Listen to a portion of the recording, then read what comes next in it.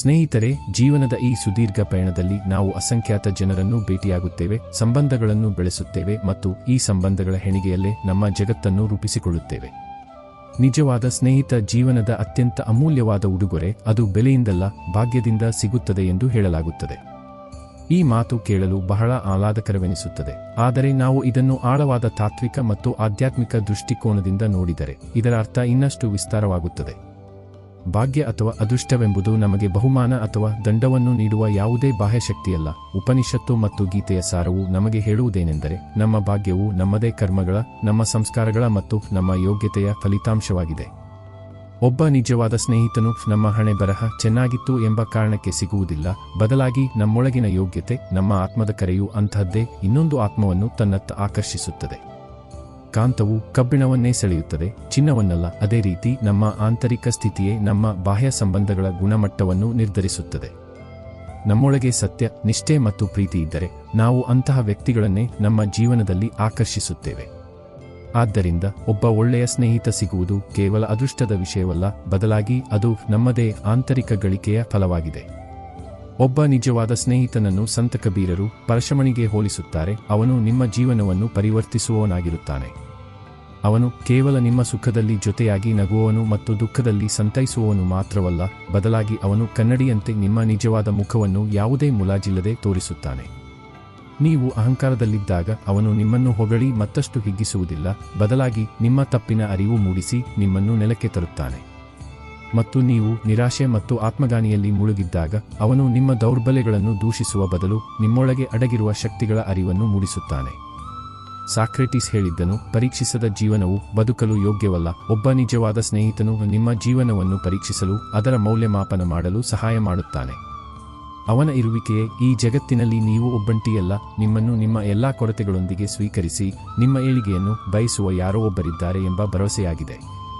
ಈ ಸಂಬಂಧವು ರಕ್ತ ಸಂಬಂಧಗಳನ್ನು ಮೀರಿದ ಆತ್ಮದ ಸಂಬಂಧವಾಗಿರುತ್ತದೆ. ಕೃಷ್ಣ ಮತ್ತು ಸುಧಾಮನ ಸ್ನೇಹದಲ್ಲಿ ಹಣ ಮತ್ತು ಪದವಿಗೆ ಯಾವುದೇ ಸ್ಥಾನವಿರಲಿಲ್ಲ, ಅಲ್ಲಿ ಕೇವಲ ಹೃದಯದ ಭಾವವಿತ್ತು. ಕರ್ಣ ಮತ್ತು ದುರ್ಯೋಧನರ ಸ್ನೇಹದಲ್ಲಿ ದುರ್ಯೋಧನನು ಅಧರ್ಮದ ಹಾದಿಯಲ್ಲಿದ್ದಾನೆಂದು ತಿಳಿದಿದ್ದರೂ ಕರ್ಣನು ತನ್ನ ಸ್ನೇಹಧರ್ಮವನ್ನು ಪಾಲಿಸಿದನು. ಇದು ಒಂದು ವಿವಾದಾತ್ಮಕ ಉದಾಹರಣೆಯಾದರೂ ಸ್ನೇಹದ ಆಳ ಎಷ್ಟರ ಮಟ್ಟಿಗೆ ಇರುತ್ತದೆ ಎಂದರೆ ಅದು ಸಿದ್ಧಾಂತಗಳಿಗಿಂತಲೂ ದೊಡ್ಡದಾಗಬಹುದು, ಅದರ ಪರಿಣಾಮ ದುಃಖದಾಯಕವಾಗಿದ್ದರೂ ಸಹ. ಆದ್ದರಿಂದ ನಿಮಗೆ ಅಂತಹ ಸ್ನೇಹಿತನೊಬ್ಬ ಸಿಕ್ಕಾಗ ಇದು ನೀವು ಸರಿಯಾದ ಹಾದಿಯಲ್ಲಿದ್ದೀರಿ ಮತ್ತು ನಿಮ್ಮ ಆತ್ಮವು ವಿಕಾಸಗೊಳ್ಳುತ್ತಿದೆ ಎಂಬುದರ ಬ್ರಹ್ಮಾಂಡದ ಸಂಕೇತವೆಂದು ತಿಳಿಯಿರಿ. ಜೀವನದ ಬದಲಾಗುತ್ತಿರುವ ದೃಶ್ಯಗಳಲ್ಲಿ ಸಂಬಂಧಗಳ ಅರ್ಥಗಳು ಬದಲಾಗುತ್ತಿರುತ್ತವೆ. ಒಬ್ಬ ತಂದೆಗೆ ಅವನ ಮಗಳು ಹೃದಯದ ತುಂಡಾಗಿರುತ್ತಾಳೆ. ಮಗಳು ಏನೇ ಕೇಳಿದರೂ ಯೋಚಿಸದೆ ಕೊಟ್ಟುಬಿಡಿ, ಯಾಕೆಂದರೆ ಮದುವೆಯ ನಂತರ ನೀವು ಏನೇ ಕೊಟ್ಟರೂ ಅವಳ ಮಾತು ಇದೇ ಆಗಿರುತ್ತದೆ. ಅಪ್ಪ, ಇದರ ಅವಶ್ಯಕತೆ ಏನಿತ್ತು ಎಂಬ ಮಾತು ಕೇವಲ ಒಂದು ಭಾವನಾತ್ಮಕ ಅಭಿವ್ಯಕ್ತಿಯಲ್ಲ, ಬದಲಾಗಿ ಇದು ಜೀವನದ ಒಂದು ಅನಿವಾರ್ಯ ಸತ್ಯವಾದ ಅನಿತ್ಯತೆ ಮತ್ತು ಪರಿವರ್ತನೆಯನ್ನು ತೋರಿಸುತ್ತದೆ. ಇದನ್ನು ಬುದ್ಧನು ಅನಿಚ್ಛ ಎಂದು ಕರೆದಿದ್ದಾನೆ. ಮಗಳು ತಂದೆಯ ಮನೆಯಲ್ಲಿರುವವರೆಗೂ ಅವಳ ಧರ್ಮವು ಒಬ್ಬ ಮಗಳದ್ದಾಗಿರುತ್ತದೆ.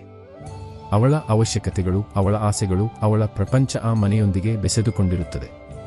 ತಂದೆಯ ಧರ್ಮವು ಅವಳ ಆಸೆಗಳನ್ನು ಪೂರೈಸುವುದಾಗಿದೆ. ಇದು ಒಂದು ಸಹಜ ವ್ಯವಸ್ಥೆ. ಆದರೆ ವಿವಾಹದ ನಂತರ ಅವಳು ಒಂದು ಹೊಸ ಮನೆಯಲ್ಲಿ, ಒಂದು ಹೊಸ ಪಾತ್ರದಲ್ಲಿ ಒಬ್ಬ ಪತ್ನಿ ಮತ್ತು ಸೊಸೆಯಾಗಿ ಪ್ರವೇಶಿಸಿದಾಗ ಅವಳ ಧರ್ಮ ಬದಲಾಗುತ್ತದೆ. ಅವಳ ಆದ್ಯತೆಗಳು, ಅವಳ ಜವಾಬ್ದಾರಿಗಳು ಬದಲಾಗುತ್ತವೆ. ಈಗ ಅವಳ ಕೇಂದ್ರಬಿಂದು ಅವಳ ಹೊಸ ಕುಟುಂಬವಾಗಿರುತ್ತದೆ. ತಂದೆಯು ಪ್ರೀತಿಯಿಂದ ಅವಳಿಗೆ ಯಾವುದಾದರೂ ಉಡುಗೊರೆ ಕೊಟ್ಟಾಗ ಅವಳು ಇದರ ಅವಶ್ಯಕತೆ ಏನಿತ್ತು ಎಂದು ಹೇಳಿದರೆ ಅದು ಅವಳ ಅಗೌರವದ ಸಂಕೇತವಲ್ಲ, ಬದಲಾಗಿ ಅವಳ ಬದಲಾದ ಧರ್ಮ ಮತ್ತು ಅವಳ ಪ್ರಬುದ್ಧತೆಯ ಸಂಕೇತವಾಗಿದೆ. ಅವಳು ಈಗ ಕೇವಲ ಒಬ್ಬ ವ್ಯಕ್ತಿಯಲ್ಲ, ಬದಲಾಗಿ ಒಂದು ಕುಟುಂಬದ ಆಧಾರಸ್ತಂಭ. ಅವಳು ತನ್ನ ತಂದೆಯ ಮೇಲೆ ಹೆಚ್ಚುವರಿ ಹೊರೆ ಹಾಕಲು ಬಯಸುವುದಿಲ್ಲ. ಅವಳು ತನ್ನ ಹೊಸ ಕುಟುಂಬದ ತನ್ನ ನಿಷ್ಠೆಯನ್ನು ವ್ಯಕ್ತಪಡಿಸುತ್ತಿದ್ದಾಳೆ. ಇದು ಒಬ್ಬ ತಂದೆಗೆ ಕ್ಷಣಿಕವಾಗಿ ಹೃದಯ ವಿದ್ರಾವಕವಾಗಿರಬಹುದು, ಏಕೆಂದರೆ ಅವನಿಗೆ ತನ್ನ ಹಳೆಯ ಅಧಿಕಾರ ಮತ್ತು ಪ್ರೀತಿಯ ಸ್ವರೂಪದಲ್ಲಿ ಬದಲಾವಣೆ ಅನುಭವಕ್ಕೆ ಬರುತ್ತದೆ. ಆದರೆ ಇದೇ ಜೀವನದ ಹರಿವು. ಗೀತೆಯು ನಮಗೆ ಕಲಿಸುವುದೇನೆಂದರೆ ನಾವು ನಮ್ಮ ಪಾತ್ರಗಳೊಂದಿಗೆ ಗುರುತಿಸಿಕೊಳ್ಳಬಾರದು, ಏಕೆಂದರೆ ಪಾತ್ರಗಳು ಬದಲಾಗುತ್ತಲೇ ಇರುತ್ತವೆ. ನಾವು ಈ ಪಾತ್ರಗಳನ್ನು ನಿರ್ವಹಿಸುತ್ತಿರುವ ಆತ್ಮ. ಈ ಪರಿವರ್ತನೆಯನ್ನು ಸಾಕ್ಷಿ ಭಾವದಿಂದ ನೋಡುವುದೇ ಜ್ಞಾನವಾಗಿದೆ. ಮಾನವ ಜೀವನದ ಒಂದು ಅವಿಭಾಜ್ಯ ಅಂಗವೆಂದರೆ ನೋವು, ಸಂಕಟ ಮತ್ತು ವಿಯೋಗ. ಕಾಲಕ್ರಮೇಣ ನೋವು ಕಡಿಮೆಯಾಗುತ್ತದೆ ಎಂದು ಜನರು ಹೇಳುತ್ತಾರೆ. ಆದರೆ ಇದು ಒಂದು ಅರೆಸತ್ಯ. ನಿಜವೇನೆಂದರೆ ಸಮಯವು ನೋವನ್ನು ಕಡಿಮೆ ಮಾಡುವುದಿಲ್ಲ, ಬದಲಾಗಿ ಮನಸ್ಸು ಆ ನೋವಿನೊಂದಿಗೆ ಬದುಕಲು ಕಲಿಯುತ್ತದೆ, ಅದನ್ನು ಸಹಿಸಿಕೊಳ್ಳಲು ಹಬ್ಬವಾಗುತ್ತದೆ. ಇದು ಮನಸ್ಸಿನ ಒಂದು ರಕ್ಷಣಾತ್ಮಕ ವ್ಯವಸ್ಥೆಯಾಗಿದೆ. ಯಾವುದೇ ಆಳವಾದ ಆಘಾತವಾದಾಗ ನೋವು ಎಷ್ಟು ತೀವ್ರವಾಗಿರುತ್ತದೆ ಎಂದರೆ ಮನಸ್ಸು ಅದನ್ನು ಸಹಿಸಿಕೊಳ್ಳಲಾರದು. ಆದ್ದರಿಂದ ಮನಸ್ಸು ನಿಧಾನವಾಗಿ ಆ ನೋವಿನ ಸುತ್ತ ಒಂದು ಕವಚವನ್ನು ನಿರ್ಮಿಸಿಕೊಳ್ಳುತ್ತದೆ, ಅದನ್ನು ಚೇತನ ಮನಸ್ಸಿನಿಂದ ತೆಗೆದು ಅಚೇತನದ ಆಳಕ್ಕೆ ತಳ್ಳುತ್ತದೆ. ನಾವು ನಮ್ಮ ದೈನಂದಿನ ಕೆಲಸಗಳಲ್ಲಿ ನಿರತರಾಗುತ್ತೇವೆ, ಹೊಸ ಸನ್ನಿವೇಶಗಳು ನಮ್ಮ ಗಮನವನ್ನು ಬೇರೆಡೆಗೆ ಸೆಳೆಯುತ್ತವೆ ಮತ್ತು ನೋವು ಕಡಿಮೆಯಾಗಿದೆ ಎಂದು ನಮಗೆ ಅನಿಸುತ್ತದೆ. ಆದರೆ ಆ ನೋವು ಒಂದು ಅಡಗಿರುವ ಜ್ವಾಲಾಮುಖಿಯಂತೆ ಇರುತ್ತದೆ. ಅದು ಒಳಗೊಳಗೆ ಉರಿಯುತ್ತಾ ನಮ್ಮ ನಡವಳಿಕೆಯನ್ನು, ನಮ್ಮ ಶಕ್ತಿಯನ್ನು ನಮಗೆ ತಿಳಿಯದಂತೆ ನಕಾರಾತ್ಮಕವಾಗಿ ಪ್ರಭಾವಿಸುತ್ತದೆ. ಕೆಲವೊಮ್ಮೆ ಅದೇ ರೀತಿಯ ಘಟನೆ, ಯಾವುದೋ ಹಾಡು, ಯಾವುದೋ ನೆನಪು ಆ ಅಡಗಿದ ಜ್ವಾಲಾಮುಖಿಯನ್ನು ಮತ್ತೆ ಹೊತ್ತಿಸುತ್ತದೆ ಮತ್ತು ನೋವು ಅದೇ ತೀವ್ರತೆಯಿಂದ ಮರಳಿ ಬರುತ್ತದೆ. ಆಧ್ಯಾತ್ಮಿಕ ಮಾರ್ಗವು ಇದಕ್ಕಿಂತ ಭಿನ್ನವಾಗಿದೆ. ಸಂತರು ಮತ್ತು ಜ್ಞಾನಿಗಳು ಹೇಳುವುದೇನೆಂದರೆ, ನೋವನ್ನು ಸಹಿಸಿಕೊಳ್ಳುವ ಅಭ್ಯಾಸ ಮಾಡಿಕೊಳ್ಳಬೇಡಿ, ನೋವಿನಿಂದ ಮುಕ್ತರಾಗಲು ಕಲಿಯಿರಿ. ಮತ್ತು ಮುಕ್ತಿಯ ಮಾರ್ಗವೆಂದರೆ ಅರಿವು, ಸಾಕ್ಷಿಭಾವ. ನೋವು ಎದ್ದಾಗ ಅದರಿಂದ ಹೋರಾಡುವ ಬದಲು ಅಥವಾ ಅದನ್ನು ಹತ್ತಿಕ್ಕುವ ಬದಲು ಅದನ್ನು ಸಂಪೂರ್ಣವಾಗಿ ಅನುಭವಿಸಿ, ಒಬ್ಬ ಸಾಕ್ಷಿಯಂತೆ. ಈ ನೋವು ದೇಹದ ಯಾವ ಭಾಗದಲ್ಲಿ ಆಗುತ್ತಿದೆ, ಮನಸ್ಸಿನಲ್ಲಿ ಯಾವ ವಿಚಾರಗಳನ್ನು ತರುತ್ತಿದೆ ಎಂದು ನೋಡಿ. ನೀವು ಯಾವುದೇ ನಿರ್ಣಯವಿಲ್ಲದೆ ಅದನ್ನು ನೋಡಲು ಪ್ರಾರಂಭಿಸಿದಂತೆ ನೀವು ನೋವಲ್ಲ, ನೀವು ನೋವನ್ನು ನೋಡುವವರು ಎಂದು ನಿಮಗೆ ಅರಿವಾಗುತ್ತದೆ. ಈ ದ್ರಷ್ಟಾರ ಮತ್ತು ದೃಶ್ಯದ ನಡುವಿನ ಭೇದವೇ ನಿಮ್ಮನ್ನು ನೋವಿನಿಂದ ಮುಕ್ತಗೊಳಿಸುತ್ತದೆ.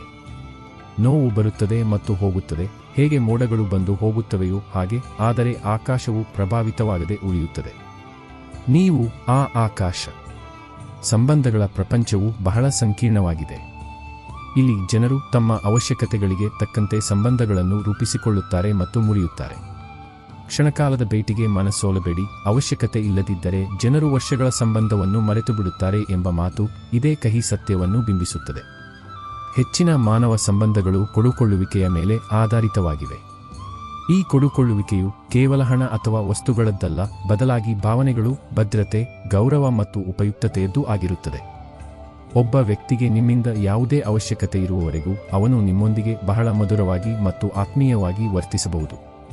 ಆದರೆ ಅವನ ಅವಶ್ಯಕತೆ ಪೂರ್ಣಗೊಂಡ ತಕ್ಷಣ ಅಥವಾ ಅವನಿಗೆ ನಿಮಗಿಂತ ಉತ್ತಮವಾದ ಆಯ್ಕೆ ಸಿಕ್ಕ ತಕ್ಷಣ ಅವನು ವರ್ಷಗಳ ಹಳೆಯ ಸಂಬಂಧವನ್ನು ಮರೆಯಲು ಒಂದು ಕ್ಷಣವೂ ತೆಗೆದುಕೊಳ್ಳುವುದಿಲ್ಲ. ಇದನ್ನು ನೋಡಿ ನಮಗೆ ದುಃಖವಾಗುತ್ತದೆ, ನಾವು ಮೋಸ ಹೋದಂತೆ ಭಾವಿಸುತ್ತೇವೆ. ಆದರೆ ಇದರಲ್ಲಿ ಆ ವ್ಯಕ್ತಿಯ ದೋಷಕ್ಕಿಂತ ಹೆಚ್ಚಾಗಿ ನಮ್ಮದೇ ನಿರೀಕ್ಷೆಗಳ ದೋಷವಿರುತ್ತದೆ. ನಾವು ಆ ಸಂಬಂಧವನ್ನು ಅಗತ್ಯಕ್ಕಿಂತ ಹೆಚ್ಚು ಶಾಶ್ವತ ಮತ್ತು ನಿಸ್ವಾರ್ಥವೆಂದು ಭಾವಿಸಿದ್ದೆವು. ಪ್ರಪಂಚದ ಸ್ವಭಾವವೇ ಹೀಗೆ ಎಂದು ತಿಳಿಯುವುದೇ ಜ್ಞಾನ. ಇಲ್ಲಿ ಎಲ್ಲವೂ ಪರಿವರ್ತನಶೀಲ. ಆದ್ದರಿಂದ ಯಾರೊಂದಿಗಾದರೂ ಬೆರೆಯಿರಿ, ಪ್ರೀತಿಸಿ, ಆದರೆ ನಿಮ್ಮ ಶಾಂತಿ ಮತ್ತು ನಿಮ್ಮ ಸಂತೋಷವನ್ನು ಸಂಪೂರ್ಣವಾಗಿ ಅವರ ಮೇಲೆ ಅವಲಂಬಿಸಬೇಡಿ. ನಿಮ್ಮ ಸಂತೋಷದ ಮೂಲವನ್ನು ನಿಮ್ಮೊಳಗೆ ಹುಡುಕಿ. ನೀವು ಆಂತರಿಕವಾಗಿ ಸ್ವಾವಲಂಬಿಗಳಾದಾಗ ಯಾರಾದರೂ ನಿಮ್ಮೊಂದಿಗೆ ಇರಲಿ ಅಥವಾ ಬಿಟ್ಟು ಹೋಗಲಿ, ನೀವು ನಿಮ್ಮ ಸಮಚಿತ್ತತೆ ಮತ್ತು ಶಾಂತಿಯನ್ನು ಕಳೆದುಕೊಳ್ಳುವುದಿಲ್ಲ. ನೀವು ಎಲ್ಲರೊಂದಿಗೆ ಪ್ರೀತಿ ಮತ್ತು ಕರುಣೆಯಿಂದ ವರ್ತಿಸುತ್ತೀರಿ, ಆದರೆ ಪ್ರತಿಯಾಗಿ ಏನನ್ನು ಪಡೆಯುವ ನಿರೀಕ್ಷೆಯನ್ನು ಇಟ್ಟುಕೊಳ್ಳುವುದಿಲ್ಲ. ಇದೇ ನಿಷ್ಕಾಮ ಕರ್ಮದ ಸಾರ. ಇದು ಸಂಬಂಧಗಳಿಗೂ ಅನ್ವಯಿಸುತ್ತದೆ. ಈ ಪ್ರಪಂಚದ ಜಂಜಾಟ ಮತ್ತು ಸಂಬಂಧಗಳ ಜಾಲದಲ್ಲಿ ನಾವು ನಮ್ಮನ್ನು ಎಷ್ಟು ತೊಡಗಿಸಿಕೊಳ್ಳುತ್ತೇವೆಂದರೆ ನಮಗೆ ಒಂಟಿತನ ಕಾಡಲು ಪ್ರಾರಂಭಿಸುತ್ತದೆ. ಮತ್ತು ಪರಿಸ್ಥಿತಿಗಳು ನಮ್ಮನ್ನು ನಿಜವಾಗಿಯೂ ಒಂಟಿಯಾಗಿರಲು ಒತ್ತಾಯಿಸಿದಾಗ ನಮಗೆ ಜೀವನದ ಒಂದು ಆಳವಾದ ಸತ್ಯದ ಅನುಭವವಾಗುತ್ತದೆ. ಒಂಟಿಯಾಗಿರುವುದು ನಮಗೆ ಕಲಿಸುವುದೇನೆಂದರೆ, ವಾಸ್ತವದಲ್ಲಿ ನಮ್ಮ ಬಳಿ ನಮ್ಮನ್ನು ಹೊರತುಪಡಿಸಿ ಬೇರೇನೂ ಶಾಶ್ವತವಾಗಿಲ್ಲ. ಈ ಅನುಭವವು ಆರಂಭದಲ್ಲಿ ಭಯಾನಕವೆನಿಸಬಹುದು, ಏಕೆಂದರೆ ನಮ್ಮ ಇಡೀ ಜೀವನವು ಇತರರ ಮೇಲೆ ಅವಲಂಬಿತವಾಗಿಯೇ ಕಳೆದಿರುತ್ತದೆ. ನಾವು ನಮ್ಮ ಸಂತೋಷಕ್ಕಾಗಿ, ನಮ್ಮ ಭದ್ರತೆಗಾಗಿ, ನಮ್ಮ ಗುರುತಿಗಾಗಿ ಎಲ್ಲದಕ್ಕೂ ಇತರರ ಕಡೆಗೆ ನೋಡುತ್ತೇವೆ. ಆದರೆ ಆ ಎಲ್ಲ ಆಸರೆಗಳು ಒಂದೊಂದಾಗಿ ದೂರವಾದಾಗ ನಾವು ಮೊದಲ ಬಾರಿಗೆ ನಮ್ಮ ಕಾಲ ಮೇಲೆ ನಿಲ್ಲಬೇಕಾಗುತ್ತದೆ.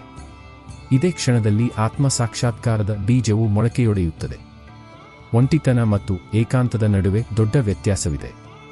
ಒಂಟಿತನವು ಇತರರ ಅನುಪಸ್ಥಿತಿಯಿಂದ ಉಂಟಾಗುವ ನೋವಾದರೆ, ಏಕಾಂತವು ಸ್ವಯಂ ಉಪಸ್ಥಿತಿಯ ಆನಂದವಾಗಿದೆ. ನೀವು ಒಂಟಿಯಾಗಿದ್ದಾಗ ನಿಮ್ಮ ಮನಸ್ಸಿನ ಗದ್ದಲವನ್ನು, ನಿಮ್ಮ ವಾಸನೆಗಳನ್ನು, ನಿಮ್ಮ ಭಯಗಳನ್ನು ಸ್ಪಷ್ಟವಾಗಿ ನೋಡಲು ಸಾಧ್ಯವಾಗುತ್ತದೆ. ನೀವು ನಿಮ್ಮ ಆತ್ಮದೊಂದಿಗೆ ಸಂವಾದವನ್ನು ಸ್ಥಾಪಿಸುತ್ತೀರಿ. ನೀವು ನಿಮ್ಮ ಶಕ್ತಿ ಮತ್ತು ದೌರ್ಬಲ್ಯಗಳನ್ನು ಯಾವುದೇ ಬಾಹ್ಯ ಮುಖವಾಡವಿಲ್ಲದೆ ಸ್ವೀಕರಿಸುತ್ತೀರಿ. ಈ ಆತ್ಮಮಂಥನವು ನಿಮ್ಮನ್ನು ಒಳಗಿನಿಂದ ಬಲಶಾಲಿ, ಶಾಂತ ಮತ್ತು ಸ್ವಾವಲಂಬಿಯನ್ನಾಗಿ ಮಾಡುತ್ತದೆ. ಬುದ್ಧ, ಮಹಾವೀರ, ನಾನಕ್ ಎಲ್ಲರೂ ಸತ್ಯದ ಹುಡುಕಾಟಕ್ಕಾಗಿ ಏಕಾಂತಕ್ಕೆ ಹೋಗಬೇಕಾಯಿತು. ಏಕಾಂತವು ಆತ್ಮಶುದ್ಧೀಕರಣ ನಡೆಯುವ ಪ್ರಯೋಗಾಲಯವಾಗಿದೆ. ನೀವು ಈ ಏಕಾಂತದ ರಸವನ್ನು ಸವಿದಾಗ ನಿಮಗೆ ಗುಂಪಿನ ಅವಶ್ಯಕತೆ ಇರುವುದಿಲ್ಲ. ನೀವು ಒಂಟಿಯಾಗಿದ್ದರೂ ಪೂರ್ಣರಾಗಿರುತ್ತೀರಿ ಮತ್ತು ಗುಂಪಿನಲ್ಲಿದ್ದರೂ ಒಂಟಿಯಾಗಿರಲು, ಅಂದರೆ ಪ್ರಭಾವಿತರಾಗದೇ ಇರಲು ಸಾಧ್ಯವಾಗುತ್ತದೆ. ನಮ್ಮ ಮನಸ್ಸಿನ ಇನ್ನೊಂದು ದೊಡ್ಡ ಸಮಸ್ಯೆ ಎಂದರೆ ಭವಿಷ್ಯದ ಚಿಂತೆ ಮತ್ತು ಭೂತಕಾಲದ ಶೋಕ. ನಾಳೆಯನ್ನು ನೋಡೇ ಇಲ್ಲವೆಂದ ಮೇಲೆ ಇಂದೇಕೆ ಅಳಬೇಕು? ನಾವು ಇರುವ ಕ್ಷಣದಲ್ಲಿಯೇ ಬದುಕೋಣ. ಇದು ವರ್ತಮಾನದಲ್ಲಿ ಬದುಕುವ ಕಲೆಯ ಕರೆ. ಇದನ್ನು ಬಹುತೇಕ ಎಲ್ಲಾ ಆಧ್ಯಾತ್ಮಿಕ ಗುರುಗಳು ಬೋಧಿಸಿದ್ದಾರೆ. ನಮ್ಮ ಮನಸ್ಸು ಒಂದು ಲೋಲಕದಂತೆ. ಅದು ಒಂದು ಭೂತಕಾಲದ ನೆನಪುಗಳಲ್ಲಿ ತೂಗಾಡುತ್ತಿರುತ್ತದೆ ಅಥವಾ ಭವಿಷ್ಯದ ಕಲ್ಪನೆಗಳಲ್ಲಿ. ಅದು ಎಂದಿಗೂ ವರ್ತಮಾನ ಕ್ಷಣದಲ್ಲಿ ನಿಲ್ಲುವುದಿಲ್ಲ. ಆದರೆ ಜೀವನವು ಕೇವಲ ವರ್ತಮಾನ ಕ್ಷಣದಲ್ಲಿ ಮಾತ್ರ ಲಭ್ಯವಿದೆ. ಭೂತಕಾಲವು ಸತ್ತುಹೋಗಿದೆ. ಅದು ಈಗ ಕೇವಲ ಒಂದು ನೆನಪು. ಅದನ್ನು ಹಿಡಿದು ಅಳುವುದರಿಂದ ನಾವು ನಮ್ಮ ಇಂದಿನ ಶಕ್ತಿಯನ್ನು ನಾಶ ಮಾಡುತ್ತಿದ್ದೇವೆ.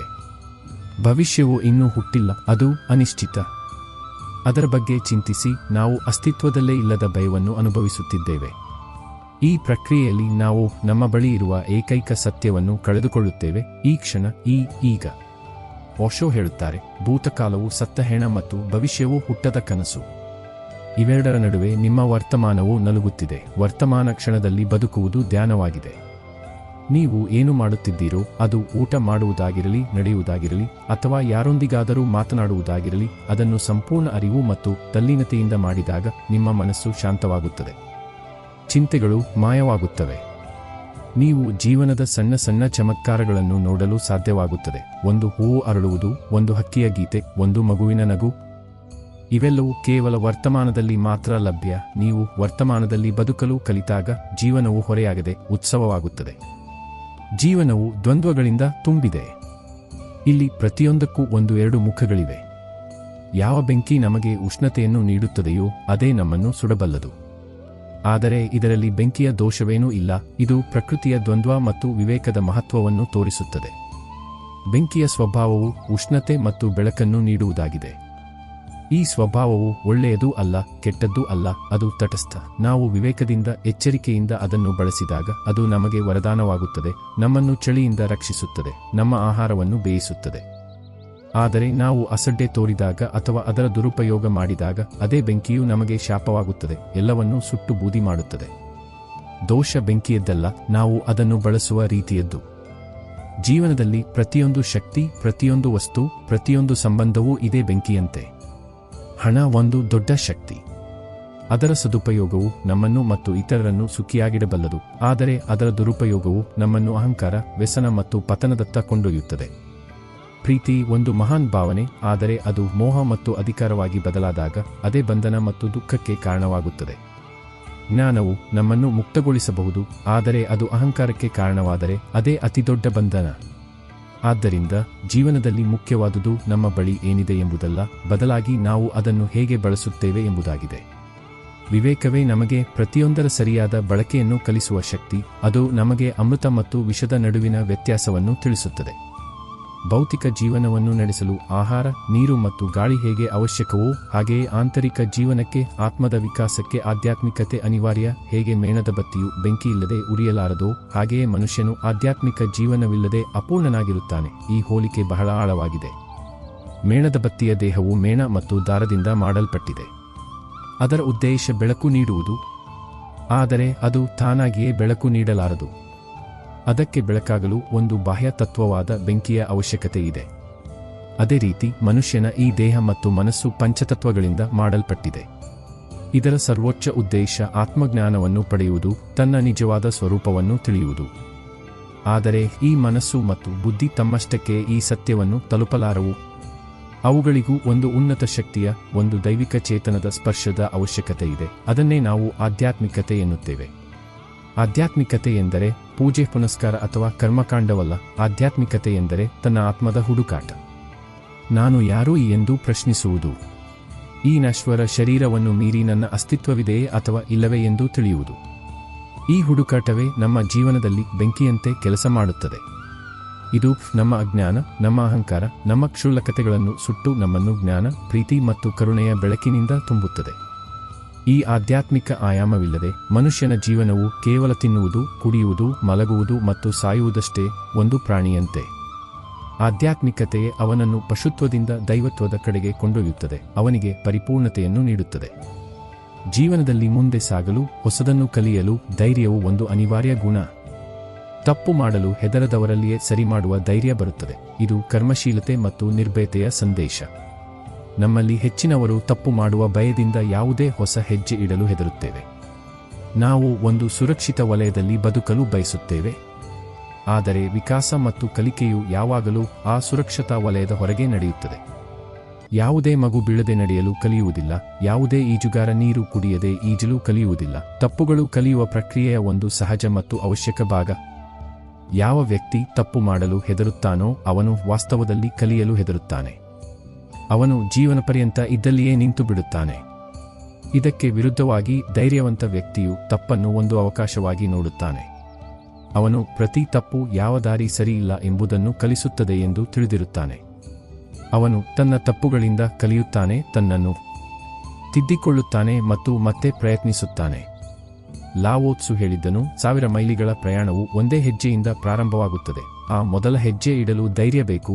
ದಾರಿಯು ಅನಿಶ್ಚಿತವಾಗಿದೆ ಮತ್ತು ತಪ್ಪುಗಳಾಗಬಹುದು ಎಂದು ತಿಳಿದಿದ್ದರೂ ಸಹ ಇದೇ ಧೈರ್ಯವು ನಿಧಾನವಾಗಿ ಅನುಭವವಾಗಿ ಮತ್ತು ಅನುಭವವು ಸರಿಯಾದ ಕಾರ್ಯವನ್ನು ಮಾಡುವ ಆತ್ಮವಿಶ್ವಾಸವಾಗಿ ಬದಲಾಗುತ್ತದೆ. ನಾವು ಯಾವುದೇ ಪ್ರಯಾಣಕ್ಕೆ ಹೊರಟಾಗ ನಮ್ಮ ಗಮನವು ಹೆಚ್ಚಾಗಿ ಗುರಿಯ ಮೇಲೆ ಇರುತ್ತದೆ. ನಾವು ಯಾವಾಗ ತಲುಪುತ್ತೇವೆ, ಗುರಿ ಹೇಗಿರುತ್ತದೆ ಎಂದು ಪದೇ ಪದೇ ಯೋಚಿಸುತ್ತೇವೆ. ಈ ಚಿಂತೆಯಲ್ಲಿ ನಾವು ದಾರಿಯ ಸೌಂದರ್ಯವನ್ನು, ಪ್ರಯಾಣದ ಆನಂದವನ್ನು ಅನುಭವಿಸಲಾಗುವುದಿಲ್ಲ. ದಾರಿಯಲ್ಲಿ ನಡೆಯುವಾಗ ಗುರಿಯ ನೆನಪೇ ಬರದಿದ್ದರೆ ನೀವು ಸರಿಯಾದ ದಾರಿಯಲ್ಲಿದ್ದೀರಿ ಎಂದು ತಿಳಿದುಕೊಳ್ಳಿ. ಇದು ಕರ್ಮಯೋಗ ಮತ್ತು ಧ್ಯಾನದ ಸ್ಥಿತಿಯ ಒಂದು ಸುಂದರ ವರ್ಣನೆ. ನೀವು ಯಾವುದೇ ಕಾರ್ಯದಲ್ಲಿ ಎಷ್ಟು ಆಳವಾಗಿ ಮುಳುಗಿ ಹೋಗುತ್ತೀರೆಂದರೆ ನಿಮಗೆ ಫಲಿತಾಂಶದ ಅಥವಾ ಗುರಿಯ ಚಿಂತೆಯೇ ಇರುವುದಿಲ್ಲವೋ ಆಗ ನೀವು ಸರಿಯಾದ ಕರ್ಮವನ್ನು ಮಾಡುತ್ತಿದ್ದೀರಿ ಎಂದು ತಿಳಿಯಿರಿ. ನಿಮ್ಮ ಸಂಪೂರ್ಣ ಅಸ್ತಿತ್ವ, ನಿಮ್ಮ ಸಂಪೂರ್ಣ ಚೇತನವು ಆ ವರ್ತಮಾನ ಕ್ಷಣದ ಕರ್ಮದಲ್ಲಿಯೇ ಲೀನವಾಗಿರುತ್ತದೆ. ಇದನ್ನೇ ಫ್ಲೋ ಸ್ಥಿತಿ ಎನ್ನುತ್ತಾರೆ. ಈ ಸ್ಥಿತಿಯಲ್ಲಿ ಕರ್ಮವು ಹೊರೆಯೆನಿಸುವುದಿಲ್ಲ, ಬದಲಾಗಿ ಆನಂದವಾಗುತ್ತದೆ. ಸಮಯ ಕಳೆದದ್ದೇ ತಿಳಿಯುವುದಿಲ್ಲ, ಕರ್ತೃವಿನ ಅಹಂಕಾರವು ಕರಗಿ ಹೋಗುತ್ತದೆ. ಮತ್ತು ಚಮತ್ಕಾರವೇನೆಂದರೆ ನೀವು ಗುರಿಯ ಚಿಂತೆಯನ್ನು ಬಿಟ್ಟು ಪ್ರಯಾಣವನ್ನು ಆನಂದಿಸಲು ಪ್ರಾರಂಭಿಸಿದಾಗ ಗುರಿಯನ್ನು ತಲುಪುವುದು ಇನ್ನಷ್ಟು ಸುಲಭ ಮತ್ತು ನಿಶ್ಚಿತವಾಗುತ್ತದೆ. ಏಕೆಂದರೆ ಈಗ ನಿಮ್ಮ ಸಂಪೂರ್ಣ ಶಕ್ತಿಯು ಕರ್ಮವನ್ನು ಉತ್ತಮವಾಗಿ ಮಾಡುವುದರಲ್ಲಿ ವ್ಯಯವಾಗುತ್ತಿದೆಯೇ ಹೊರತು ಚಿಂತೆಯಲ್ಲಿ ನಾಶವಾಗುತ್ತಿಲ್ಲ. ಇದು ಜೀವನದ ಪ್ರತಿಯೊಂದು ಕ್ಷೇತ್ರಕ್ಕೂ ಅನ್ವಯಿಸುತ್ತದೆ. ಅದು ಶಿಕ್ಷಣ, ಕಲೆ ಅಥವಾ ಯಾವುದೇ ಸೃಜನಾತ್ಮಕ ಕಾರ್ಯವಾಗಿರಲಿ. ಪ್ರಕ್ರಿಯೆಯಲ್ಲಿ ಲೀನವಾಗುವುದೇ ಪರಿಪೂರ್ಣತೆ. ಮಾನವೀಯ ಸಂಬಂಧಗಳ ಅಡಿಪಾಯವು ನಂಬಿಕೆಯ ಮೇಲೆ ನಿಂತಿದೆ. ಆದರೆ ನಂಬಿಕೆ ಮತ್ತು ಪ್ರೀತಿಗೂ ಒಂದು ಘನತೆ ಮತ್ತು ಸಮತೋಲನದ ಅವಶ್ಯಕತೆಯಿದೆ. ನಂಬಿಕೆಯನ್ನು ಎಷ್ಟಿಡಿ ಎಂದರೆ ಬಿಟ್ಟು ಹೋಗುವವನು ತನ್ನನ್ನೇ ದೋಷಿ ಎಂದು ಭಾವಿಸಬೇಕು, ಮತ್ತು ಪ್ರೀತಿಯನ್ನು ಎಷ್ಟೊಂದು ಮಾಡಿ ಎಂದರೆ ಎದುರಿಗಿರುವವರಿಗೆ ನಿಮ್ಮನ್ನು ಕಳೆದುಕೊಳ್ಳುವ ಭಯವಿರಬೇಕು. ಈ ಮಾತಿಗೆ 2 ಮುಖಗಳಿವೆ, ಒಂದು ವ್ಯಾವಹಾರಿಕ ಮತ್ತು ಒಂದು ಆಧ್ಯಾತ್ಮಿಕ. ವ್ಯಾವಹಾರಿಕ ಮಟ್ಟದಲ್ಲಿ ನೀವು ಯಾರ ಮೇಲಾದರೂ ನಿಮ್ಮ ಸರ್ವಸ್ವವನ್ನು ತ್ಯಾಗ ಮಾಡಿದಾಗ, ಅವರ ಮೇಲೆ ಸಂಪೂರ್ಣ ಮತ್ತು ನಿಸ್ವಾರ್ಥ ನಂಬಿಕೆ ಇಟ್ಟಾಗ, ಆ ವ್ಯಕ್ತಿ ನಿಮಗೆ ಮೋಸ ಮಾಡಿದರೆ ಅವನ ಆತ್ಮಸಾಕ್ಷಿಯು ಅವನನ್ನು ಖಂಡಿತವಾಗಿಯೂ ಚುಚ್ಚುತ್ತದೆ. ತಾನು ಒಂದು ಪವಿತ್ರ ಭಾವನೆಗೆ ಅಪಮಾನ ಮಾಡಿದೆನೆಂಬ ಅರಿವು ಅವನಿಗಾಗುತ್ತದೆ. ಇದು ಅವನ ಕರ್ಮ ಬಂಧನವಾಗುತ್ತದೆ. ಪ್ರೀತಿಯ ಬಗ್ಗೆ ಹೇಳಿದ ಅವರನ್ನು ಕಳೆದುಕೊಳ್ಳುವ ಭಯವಿರಬೇಕು ಎಂಬ ಮಾತನ್ನು ಎಚ್ಚರಿಕೆಯಿಂದ ಅರ್ಥಮಾಡಿಕೊಳ್ಳಬೇಕು. ಇದರರ್ಥ ನೀವು ಅವರನ್ನು ಹೆದರಿಸಿ ಅಥವಾ ಅಸುರಕ್ಷಿತರನ್ನಾಗಿಸಿ ನಿಮ್ಮೊಂದಿಗೆ ಇಟ್ಟುಕೊಳ್ಳಬೇಕೆಂದಲ್ಲ. ಅದು ಪ್ರೀತಿಯಲ್ಲ, ವ್ಯವಹಾರವಾಗುತ್ತದೆ. ಇದರ ಆಳವಾದ ಅರ್ಥವೇನೆಂದರೆ ನಿಮ್ಮ ಪ್ರೀತಿ, ನಿಮ್ಮ ಉಪಸ್ಥಿತಿ, ನಿಮ್ಮ ನಡವಳಿಕೆಯು ಎಷ್ಟು ಮೌಲ್ಯಯುತ, ಎಷ್ಟು ಸಕಾರಾತ್ಮಕ ಮತ್ತು ಎಷ್ಟು ಆನಂದದಾಯಕವಾಗಿರಬೇಕೆಂದರೆ ನಿಮ್ಮಿಲ್ಲದೆ ಅವರ ಜೀವನವು ಅಪೂರ್ಣ ಮತ್ತು ನೀರಸವಾಗುತ್ತದೆ ಎಂಬ ಅರಿವು ಎದುರಿನ ವ್ಯಕ್ತಿಗೆ ಉಂಟಾಗಬೇಕು. ಈ ಭಯವು ಅಧಿಕಾರದ ಭಯವಲ್ಲ, ಬದಲಾಗಿ ಮೌಲ್ಯವನ್ನು ಅರಿತ ಭಯವಾಗಿರಬೇಕು. ಹೇಗೆ ನಮಗೆ ಉತ್ತಮ ಆರೋಗ್ಯವನ್ನು ಕಳೆದುಕೊಳ್ಳುವ ಭಯವಿರುತ್ತದೆಯೋ, ಏಕೆಂದರೆ ನಮಗೆ ಅದರ ಮೌಲ್ಯ ತಿಳಿದಿರುತ್ತದೆ. ಆಧ್ಯಾತ್ಮಿಕ ಮಟ್ಟದಲ್ಲಿ ಈ ಮಾತು ನಮಗೆ ಕಲಿಸುವುದೇನೆಂದರೆ ನಾವು ನಮ್ಮ ಪ್ರೀತಿ ಮತ್ತು ನಂಬಿಕೆಯನ್ನು ನಮ್ಮದೇ ಘನತೆ ಮತ್ತು ಆತ್ಮಗೌರವಕ್ಕೆ ಧಕ್ಕೆಯಾಗದಂತೆ ನೀಡಬೇಕು. ಸಮಾಜದಲ್ಲಿ ಬದುಕುವಾಗ ನಮಗೆ ಅನೇಕ ರೀತಿಯ ಜನರೊಂದಿಗೆ ವ್ಯವಹರಿಸಬೇಕಾಗುತ್ತದೆ. ಕೆಲವರು ಜೊತೆಗಿದ್ದುಕೊಂಡೇ ವಂಚಿಸುವವರು ಇರುತ್ತಾರೆ. ಜೊತೆಗಿದ್ದುಕೊಂಡೇ ವಂಚಿಸುವ ಜನರನ್ನು ಶಾಶ್ವತವಾಗಿ ತೊರೆದು ಬಿಡುವುದೇ ಉತ್ತಮ. ಇದು ಅತ್ಯಂತ ವ್ಯಾವಹಾರಿಕ ಮತ್ತು ಆತ್ಮರಕ್ಷಣೆಗೆ ಅಗತ್ಯವಾದ ಸಲಹೆ. ಹಾವಿಗೆ ಹಾಲೆರೆದರೂ ಅದು ವಿಷ ಕಕ್ಕುವುದನ್ನು ಬಿಡುವುದಿಲ್ಲ. ಅದೇ ರೀತಿ ಯಾವ ವ್ಯಕ್ತಿಯು ಸ್ವಭಾವತಃ ಕಪಟಿ ಮತ್ತು ವಂಚಕನೋ ಅವನಿಗೆ ಪದೇ ಪದೇ ಅವಕಾಶ ನೀಡುವುದರಿಂದ ಅಥವಾ ಅವನ ಮೇಲೆ ಮತ್ತೆ ನಂಬಿಕೆ ಇಡುವುದರಿಂದ ನಾವು ನಮಗೆ ಮೋಸ ಮಾಡಿಕೊಂಡಂತೆ. ಅಂತಹ ಸಂಬಂಧಗಳು ನಿಧಾನ ವಿಷದಂತೆ ನಮ್ಮ ಶಕ್ತಿ, ನಮ್ಮ ಶಾಂತಿ ಮತ್ತು ನಮ್ಮ ಆತ್ಮವಿಶ್ವಾಸವನ್ನು ನಿಧಾನವಾಗಿ ನಾಶಮಾಡುತ್ತವೆ. ಅವರಿಂದ ದೂರವಾಗುವುದು ಕಷ್ಟವಾಗಬಹುದು, ವಿಶೇಷವಾಗಿ ಅವರೊಂದಿಗೆ ನಮಗೆ ಆಳವಾದ ಭಾವನಾತ್ಮಕ ಬಾಂಧವ್ಯವಿದ್ದರೆ. ಆದರೆ ಇದು ಒಂದು ಶಸ್ತ್ರಚಿಕಿತ್ಸೆಯಂತೆ. ದೇಹದ ಕೊಳೆತ ಅಂಗವನ್ನು ಕತ್ತರಿಸಿ ಎಸೆಯುವುದು ನೋವಿನ ಸಂಗತಿಯೇ, ಆದರೆ ಇಡೀ ದೇಹವನ್ನು ಉಳಿಸಲು ಅದು ಅವಶ್ಯಕ. ಆತ್ಮಗೌರವವು ಯಾವುದೇ ಸಂಬಂಧಕ್ಕಿಂತ ದೊಡ್ಡದು. ಎಲ್ಲಿ ನಂಬಿಕೆ ಮತ್ತು ಪ್ರಾಮಾಣಿಕತೆ ಇರುವುದಿಲ್ಲವೋ ಅಲ್ಲಿ ಯಾವುದೇ ಸಂಬಂಧವಿರಲು ಸಾಧ್ಯವಿಲ್ಲ, ಕೇವಲ ಒಂದು ಹೊಂದಾಣಿಕೆ ಅಥವಾ ಶೋಷಣೆ ಇರುತ್ತದೆ. ಅಂತಹ ಹೊರೆಯನ್ನು ಹೊರುವುದಕ್ಕಿಂತ ನಾವು ಒಂಟಿಯಾಗಿ ಮತ್ತು ಶಾಂತಿಯಿಂದ ಇರುವುದು ಉತ್ತಮ. ಸಂಬಂಧಗಳನ್ನು ನಿಭಾಯಿಸಲು ಬಾಗುವುದು ಮತ್ತು ಹೊಂದಾಣಿಕೆ ಮಾಡಿಕೊಳ್ಳುವುದು ಅವಶ್ಯಕ. ಬಾಗುವುದರಿಂದ ಸಂಬಂಧಗಳು ಉಳಿಯುವುದಾದರೆ ಸ್ವಲ್ಪ ಬಾಗಿಬಿಡಿ. ಆದರೆ ಪದೇ ಪದೇ ನೀವೇ ಬಾಗಬೇಕಾಗಿ ಬಂದರೆ ಸ್ವಲ್ಪ ನಿಂತು ಯೋಚಿಸಿ. ಇದು ಆತ್ಮಗೌರವ ಮತ್ತು ಸಮರ್ಪಣೆಯ ನಡುವಿನ ಸಮತೋಲನದ ಸುವರ್ಣ ನಿಯಮ. ಒಂದು ಆರೋಗ್ಯಕರ ಸಂಬಂಧವು ದ್ವಿಮುಖ ರಸ್ತೆಯಂತೆ, ಅಲ್ಲಿ ಎರಡೂ ಕಡೆಯವರು ಒಬ್ಬರಿಗೊಬ್ಬರು ಪ್ರಯತ್ನಿಸುತ್ತಾರೆ. ಯಾವುದೇ ಸಣ್ಣ ಪುಟ್ಟ ತಪ್ಪು ತಿಳುವಳಿಕೆಯಿಂದ ಸಂಬಂಧವು ಹದಗೆಡುತ್ತಿದ್ದರೆ ಸ್ವಲ್ಪ ಬಾಗುವುದರಲ್ಲಿ, ಕ್ಷಮೆ ಕೇಳುವುದರಲ್ಲಿ ತಪ್ಪೇನಿಲ್ಲ. ಇದು ನಮ್ಮ ಹಿರಿಮೆಯನ್ನು ತೋರಿಸುತ್ತದೆಯೇ ಹೊರತು ಅಹಂಕಾರವನ್ನಲ್ಲ. ಆದರೆ ಒಂದು ಸಂಬಂಧದಲ್ಲಿ ಪ್ರತಿ ಬಾರಿಯೂ ಒಬ್ಬರೇ ಬಾಗಬೇಕು, ಒಬ್ಬರೇ ತಮ್ಮ ಭಾವನೆ ಮತ್ತು ಆತ್ಮಗೌರವವನ್ನು ಬಲಿಕೊಡಬೇಕು, ಇನ್ನೊಬ್ಬರು ತಮ್ಮ ಬಿಂಕದಲ್ಲಿಯೇ ಇರುತ್ತಾರೆ ಎಂಬ ನಿಯಮವೇ ಆಗಿಬಿಟ್ಟರೆ ಆ ಸಂಬಂಧವು ಆರೋಗ್ಯಕರವಲ್ಲ. ಅದು ಒಂದು ಶೋಷಣೆಯ ರೂಪವನ್ನು ಪಡೆಯುತ್ತದೆ. ಅಂತಹ ಏಕಪಕ್ಷೀಯ ಸಮರ್ಪಣೆಯು ನಿಧಾನವಾಗಿ ನಿಮ್ಮ ಆತ್ಮವಿಶ್ವಾಸವನ್ನು ಕೊನೆಗಾಣಿಸುತ್ತದೆ ಮತ್ತು ನಿಮ್ಮ ಮನಸ್ಸಿನಲ್ಲಿ ಕಹಿಯನ್ನು ತುಂಬುತ್ತದೆ. ಆದ್ದರಿಂದ ಬಾಗಿ, ಆದರೆ ನಿಮ್ಮ ಬೆನ್ನುಮೂಳೆಯನ್ನು ಮುರಿಯಲು ಬಿಡಬೇಡಿ. ನಿಂತು ಈ ಸಂಬಂಧವು ನಿಮ್ಮ ಸಮರ್ಪಣೆಗೆ ಯೋಗ್ಯವಾಗಿದೆಯೇ ಇಲ್ಲವೇ ಎಂದು ಮೌಲ್ಯಮಾಪನ ಮಾಡಿ. ಜೀವನದಲ್ಲಿ ಗುಣಮಟ್ಟವು ಯಾವಾಗಲೂ ಪ್ರಮಾಣಕ್ಕಿಂತ ಹೆಚ್ಚು ಮುಖ್ಯವಾಗಿರುತ್ತದೆ. ಜೀವನದಲ್ಲಿ ನಿಜವಾಗಿ ಜೊತೆಯಾಗಿ ನಿಲ್ಲುವ ಒಬ್ಬ ವ್ಯಕ್ತಿಯು ಕೇವಲ ದೂರದಿಂದಲೇ ಪ್ರೀತಿ ತೋರುವ 1000 ಜನರಿಗಿಂತ ಉತ್ತಮ. ಇಂದಿನ ಸಾಮಾಜಿಕ ಮಾಧ್ಯಮಗಳ ಯುಗದಲ್ಲಿ ಈ ಮಾತು ಇನ್ನಷ್ಟು ಪ್ರಸ್ತುತವಾಗಿದೆ. ನಮಗೆ ಸಾವಿರಾರು ಆನ್ಲೈನ್ ಸ್ನೇಹಿತರು ಮತ್ತು ಅನುಯಾಯಿಗಳು ಇರಬಹುದು. ಅವರು ನಮ್ಮ ಚಿತ್ರಗಳಿಗೆ ಲೈಕ್ ಮಾಡುತ್ತಾರೆ ಮತ್ತು ನಮ್ಮ ಸಾಧನೆಗಳಿಗೆ ಅಭಿನಂದಿಸುತ್ತಾರೆ. ಆದರೆ ಇದೆಲ್ಲವೂ ಹೆಚ್ಚಾಗಿ ಬಾಹ್ಯವಾಗಿರುತ್ತದೆ. ಸಂಕಷ್ಟದ ಸಮಯದಲ್ಲಿ ನಮಗೆ ನಿಜವಾಗಿಯೂ ಯಾರಾದರೂ ಜೊತೆ ಮತ್ತು ಆಸರೆಯ ಅವಶ್ಯಕತೆ ಇದ್ದಾಗ ಈ ಸಾವಿರಾರು ಜನರ ಗುಂಪು ಕಣ್ಮರೆಯಾಗುತ್ತದೆ. ಆ ಸಮಯದಲ್ಲಿ ಕೇವಲ ಯಾವುದೇ ಪ್ರದರ್ಶನವಿಲ್ಲದೆ ನಿಸ್ವಾರ್ಥವಾಗಿ ನಮ್ಮ ಬಗ್ಗೆ ಕಾಳಜಿ ವಹಿಸುವ ಆ ಒಬ್ಬರು ಅಥವಾ ಇಬ್ಬರು ನಿಜವಾದ ಸ್ನೇಹಿತರು ಮಾತ್ರ ಸಹಾಯಕ್ಕೆ ಬರುತ್ತಾರೆ. ನಿಮ್ಮ ಮೌನವನ್ನು ಸಹ ಅರ್ಥಮಾಡಿಕೊಳ್ಳುವ ಒಬ್ಬ ಸ್ನೇಹಿತ ನಿಮ್ಮ ಮಾತುಗಳನ್ನು ಸಹ ಅರ್ಥಮಾಡಿಕೊಳ್ಳದ 1000 ಜನರಿಗಿಂತ ಉತ್ತಮ. ನಿಮ್ಮ ವೈಫಲ್ಯದಲ್ಲಿ ನಿಮ್ಮ ಹೆಗಲ ಮೇಲೆ ಕೈಯಿಟ್ಟು ನಾನು ನಿನ್ನೊಂದಿಗಿದ್ದೇನೆ ಎಂದು ಹೇಳುವ ಒಬ್ಬ ಸಂಗಾತಿ ಕೇವಲ ನಿಮ್ಮ ಯಶಸ್ಸಿನ ಸಂತೋಷಕೂಟದಲ್ಲಿ ಭಾಗವಹಿಸುವ 1000 ಜನರಿಗಿಂತ ಉತ್ತಮ. ಆದ್ದರಿಂದ ನಿಮ್ಮ ಜೀವನದಲ್ಲಿ ಸಂಬಂಧಗಳ ಸಂಖ್ಯೆಯನ್ನು ಹೆಚ್ಚಿಸುವ ಬದಲು ಅವುಗಳ ಆಳ ಮತ್ತು ಗುಣಮಟ್ಟವನ್ನು ಹೆಚ್ಚಿಸಲು ಗಮನ ಕೊಡಿ. ಪರಿವರ್ತನೆಯು ಜೀವನದ ಏಕೈಕ ಶಾಶ್ವತ ನಿಯಮ.